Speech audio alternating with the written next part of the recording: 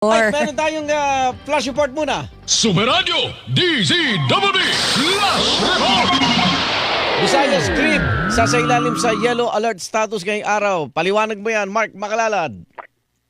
Abiso mula sa National Grid Corporation of the Philippines o NGCP, sasailalim sa yellow alert ang Visayas Grid mamayang alas 3 ng hapon hanggang alas 8 ng gabi.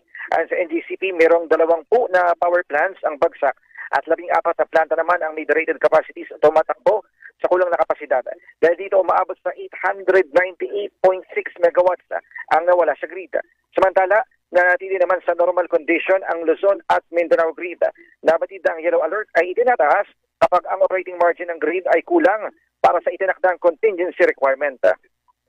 Ang inyong kapuso Mark Makalalad ng GMA, Super Radio, DZWB, dapat totoo. Sumeradyo DZWB Flash Report! Isa pang flash report, mga kolorong na tricycle at e-trike hinarang sa Tondo, Maynila. Bakit? Manny Vargas.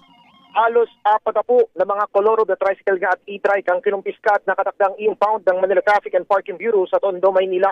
Naharang sa kahabaan ng Rizal Avenue itong mga sasakyan na ito na inabutan natin na lumalabas na marami sa mga nagpapatakbo nito ay mga residente umano sa Caloocan City na pumaparsada dito sa Maynila. Sinabi ng MTTV na hinahanapan nila ng ID na patunay na magkakaanak ang sakay ng e-trike at hindi naman pasero bago kinukumpiska ito kapag napatunayan na ito ay pampasadang e-trike. Ang mga tricycle naman na walang lisensya ang rider, walang prangkisa o hindi rehistrado ay hinaharang na rin nila para impound dahil sa mahigpit na pinagbabawal ang mga ito na magsakay ng mga pasahero. Ako si Manny Vargas ng GMA Super Radio DZWB. Dapat ito. Sumeradyo DZWB Flash Report! Oras natin, alas 9:05. Sumeradyo DZWB Flash Report! ICI, Independent Commission for Infrastructure, hiniling sa Department of Justice o DOJ na maisyuhan ng Immigration Lookout Bulletin Order ang 17 tao. Flash report, hatid ni Ralph Obina. Ralph. Hiniling nga ng Independent Commission for Infrastructure o ICI sa Department of Justice na maisyuhan ng Immigration Lookout Bulletin Order o ILBO ang nasa 17 individual, kabilang dyan ang mga dating opisyal ng DPWH at mga opisyal ng SunWest Corporation. Ayon sa ICI, may posibilidad na umalis sa bansa ang naturang mga individual habang nakabinbin ang kanilang mga kaso. Mahalagaan niya ang ILBO para mapigilan ang anumang pagtatangka na ibalam ang legal na proseso. Kaugnay nito, hiniling din ng ICI sa Bureau of Immigration na sabihan sila at mga otoridad kung may anumang pagtatangka sa mga ito na lumabas ng bansa. Ako si Ralph Obina ng GMA Super Radio DZWB, dapat totoo. Sumeradyo DZWB Flash Report! Double B, Bantay, Barangay. Alright, maraming salamat sa report na yan ni Isabel Daniel Mali. Siyempre, kapag narinig ang Bantay Barangay, isa lang ibig sabihin yan. Ay si Karen de Santa Cruz ay ng Batangas ay di utay-utay na magpapaalam. Bukas na ulit tayo magkarinigan now. Ang pinuntahan ay ang Barangay 286 dyan sa Maynila. Yan ang pinuntahan ni Luisito Santos. Ayun ko kung anong nakita niya. Anong nakita mo, Louie? Yes, Karane, kalimat kanan pa rin ang mga obstruction sa lansangan. Inaabutan natin dito sa bahagi ng Telpan Street sa lungsod ng Maynila. Now, Karane, hindi pa rin nawawala dito yung ilang mga maliliit na mga tindero, yung mga illegal vendor na nakapwesto yung kanilang mga tindahan sa bangketa. Extended rin sa kalsada, Karane, yung bahay ng ilang mga nakatira lamang dito sa mga barong-barong na nasa tabi ng kalsada o saan yung mga sampay nila mga damit, Karane. Halos nadaaran na sa mga naglalakad dito sa lugar.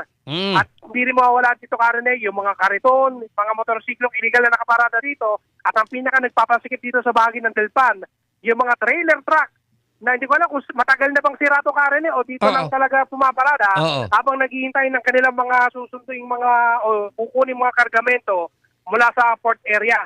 Makakakita ka naman dito ng mga kalsadang walang nakaparada pero nakaambalang naman yung mga gulong para hindi maparadahan yung bahagyang kalsadang ito na hindi naman nakakatulong para madaanan at makapagpaluwag para sa motoristang dumaraan dito sa may area ng Telpan. Ay, kasalanan ni Kupitan niya. Nako, baka normal na dito yung Karen eh. Ha? Normal Norm- na siguro. Normal lang mga paglabag dyan. Oo. Hindi, normal lang may kasalanan si Kapitan. Normal na. Ayo, sige. Hindi, sana makarating kay Kapitan para masilip niyo po yung lugar niyo, para maging kaaya-aya naman. Kapitan! Huwag kang magkamot ng ba! Oh. Batok, oo. Okay. Huwag ka maghimas ng Anong U? Lo. Ulo. Batok at ulo. Yon. Okay, sige. Linawin mo ha. Paalam ka na! Servisito sa atin ng GMA Super Radio DZBB. Dapat. Totoo. Ito na po, 24 oras na ho. Maraming salamat po sa inyong pagtutok sa amin talakayan, mga kapuso. Kita-kits bukas, ganito pa ring oras, 2:30 hanggang 3:30 ng hapon. At dahil Huwebes po bukas, abay, tutok na dahil Alagang PhilHealth po sa serbisyo on the spot. Muli ako po inyong kapuso, Cathy San Gabriel. At sa ating Christmas countdown, 36 days na lamang, Pasko na ha. Susunod na ang Super Balita sa Hapon, hatid ni Kay Morales. Ganito na ang sitwasyon ni Aling Cristina ngayon matapos ang katakot-takot na aksidente sa kalsada na kinasangkutan niya noon. Napuruhan ang kanyang mga braso at kamay. Ang unang opinyon pa nga sa kanya ng mga doktor ay putuli na ang kanyang kanang braso dahil sa lala ng sinapit nito. Pero dahil sa makabagong teknolohiya na binubuo ng isang Pilipinong doktor, laking pasalamat ni Aling Cristina sa maituturing niyang pangalawang buhay niya ngayon. Dito lang yan sa Siyensikat. This November. Surprise! Viva Cinema is glorious with Gloria Romero. At ibibigay ko sa yung lahat ng kaya ko. Tostardo! Ginalingan ang pagkakontrabida.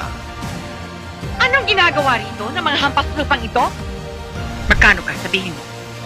Huwag mo lang tuloy ng buhay ng anak ko. Maski comedy, kinarir niya. Tingnan mo! Kontento tayo. Damang-dama ang pagiging mapagmahal na ina. Walang pagbabago, Iha. Ako pa rin ang iyong mami. Viva Cinema presents Gloria Romero. This November, masayang balik-balikan. Mega ganda ng ating samahan. Kaya sa Mega Manila, GMA radio stations ang number 1. Number 1 AM station, Super Radio, DZBB. At number 1 FM station, Barangay LS 97.1. Maraming salamat mga kapuso.